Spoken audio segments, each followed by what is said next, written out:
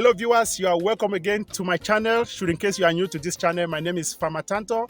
I'm a grassroots environmental activist. I'm an organic farmer and a social entrepreneur. Today I'm here in my village in Taku, where I grew up with my grandmother as a little boy. And after having left the village for so many years, I decided to come back, to look about the developmental activities of the village. I was elected into a fellowship called Making More Health Fellow to see how we could scale up water conservation in Cameroon and in Kenya. So I'm here in my village to assess the water situation. And this is my home village. Charity begins at home.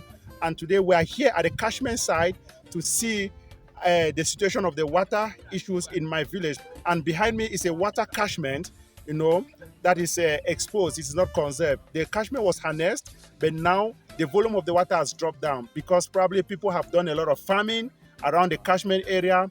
And now this catchment needs a lot of conservation. And conservation entails planting of trees, fencing the catchment, and environmental trees that will help to preserve the water catchment, to stabilize the water table so that we can have continuous flow of water supply.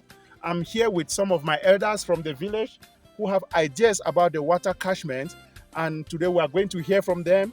They are going to explain to us how this water project came about and what is the problem that is leading to water shortage. I'm here with one of the community members who in charge of this water project that was done some years back in the village. And I want, good day, bro.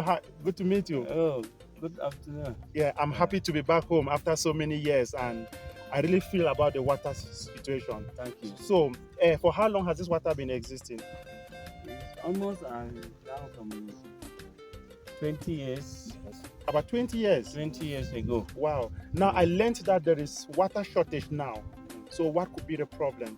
The problem is that we have a lot of eucalyptus trees. They have planted eucalyptus trees near the catchment area. Yes. And a lot of farming closer to the catchment area. Okay. And land is too dry. Okay. And it causes the water to have less water. All right. Water has dropped down. Okay. From where it was from the beginning. Wow.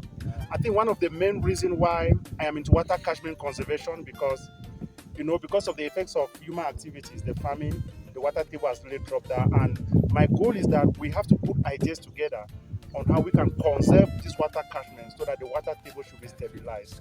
So I think with the community participation, we are going to see what we can do to see how we can even compensate, those who are working in the catchment area so that we can make this water, so that we can have enough water now. Wow, thank you so much. I feel so honored. Thank you. All right. So we are very happy to have you here. Okay. As for the interest you have concerning your community. That's right. And your village. So we are very happy to have you here. Wow. This time. Wow. So God will bless you. Continue to be working hard, and when you go, still remember us. That's right. So we will be communicating together. Okay. So we are together. Okay. So we thank you very much. Wow. So, thank you, your bro. colleagues for we. Wow, thank you. They were here.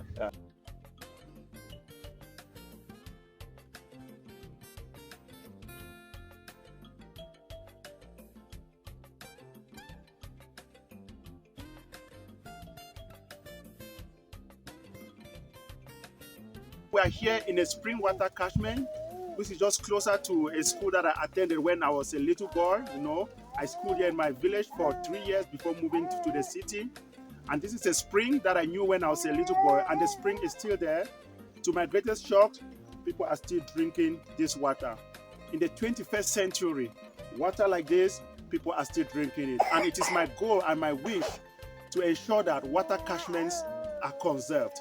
This is just a little spring that is serving a community of about 200 people plus the entire school, especially when there is water crisis. And now the catchment area is exposed.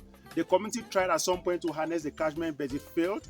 And there is somebody walking right in the spring water catchment, which is what we want to discourage. And we want to conserve spring water catchment by planting trees, planting lawns, planting fruit trees, so that it should shade the catchment and then it should stabilize the water table. So at some point, we're going to see how we can design a small project, to protect this water catchment, and then to build a retaining wall and build some steps to come down here so that The community can come and carry water coming out from a pipe, which is very clean. And at some point, we're going to design even a fish pond below so that the excess water flows into a fish pond and we can start educating the communities on how to do organic vegetable gardening.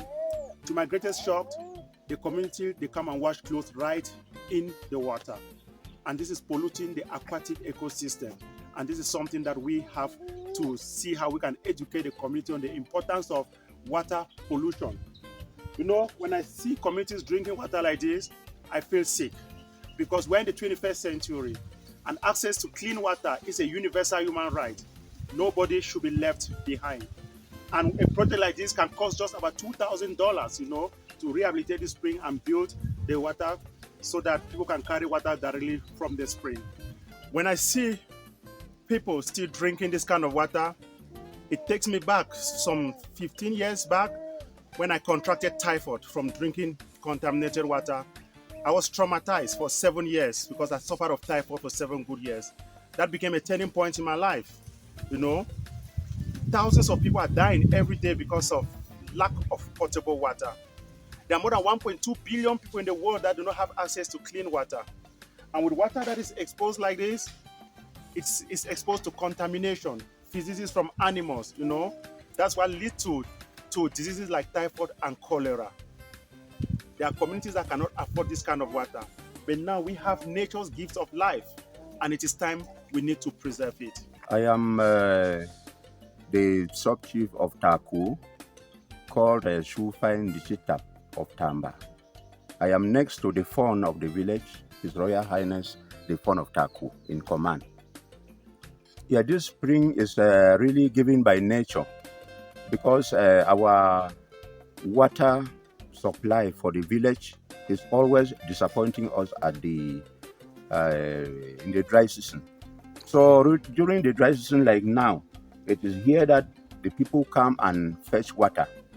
So many families, we are talking of compounds, not only families, the whole of the palace, the sub-palace. There are 2 sub-palaces that are benefiting from here.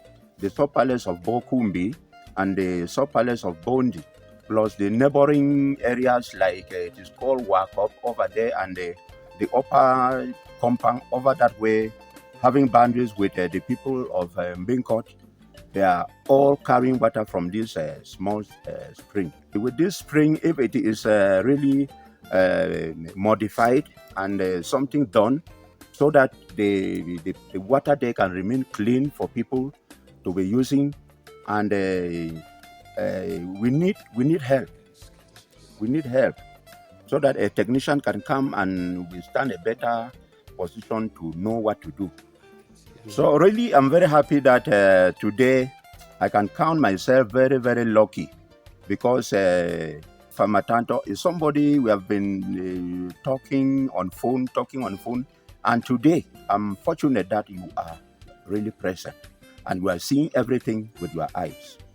And really to talk about the whole village, the water catchments and all the like, those are big projects. And I have the technician with me who is the technician for the village, who is taking care of all the troubles that the water supply is having. So it's my son from the sub-palace here. So I'm very happy that you are present, Farmer Tanto. You are here with us and you are seeing everything with your eyes. My name is Ngebi Manfred Sunjo. I am the caretaker of Tamba Taku Water Supply Project and also the caretaker of Taku Water Project and the Ntangang Water Line.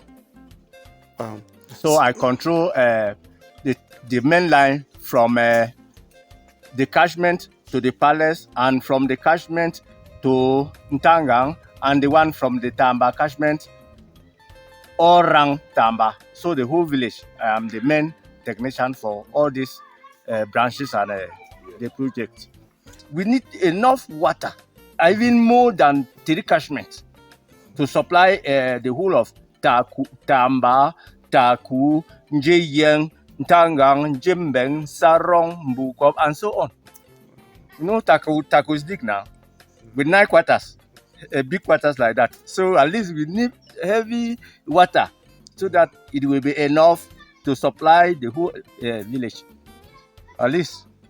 Hello viewers, spring water catchment conservation is planning, strategizing, monitoring the actions that has been taking place around the water catchment. And it is high time we need to preserve our water catchment by planting trees. People are walking around the catchment and obviously they have to be displaced. When you displace somebody walking around the water catchment, you must give the person an alternative. And one of the best alternatives that we are going to give to those who are farming around is to ensure that they plant agroforestry trees, they plant a lot of fruit trees that they will have income from there. They go into beekeeping and probably animal husbandry. Those are the alternatives that we give to somebody working in a water catchment. You know, when somebody will start to see the immediate benefits that he's getting from the catchment, personally, the person will ensure that the catchment is preserved. And after that, we're going to fence the water catchment, you know, so that the trees, when they grow into a forest, the shade will stabilize the water table and will have water flowing all year round. And in future, we'll be able to build additional water tanks since the population is growing. And it will be interesting that I'm planning to come back home to my village, you know, because after so many years, after I've been traveling around the world, I've realized that home is home. You know, if you cannot develop your village, you will develop another person's village. So it is high time we want to start a movement from Taku to the world where people will be able to come back home to their roots. Please, if you are new to my channel, do me a favor to subscribe. Keep on sharing, keep on liking. I am Farmer. No farmer, no future. Peace and blessings.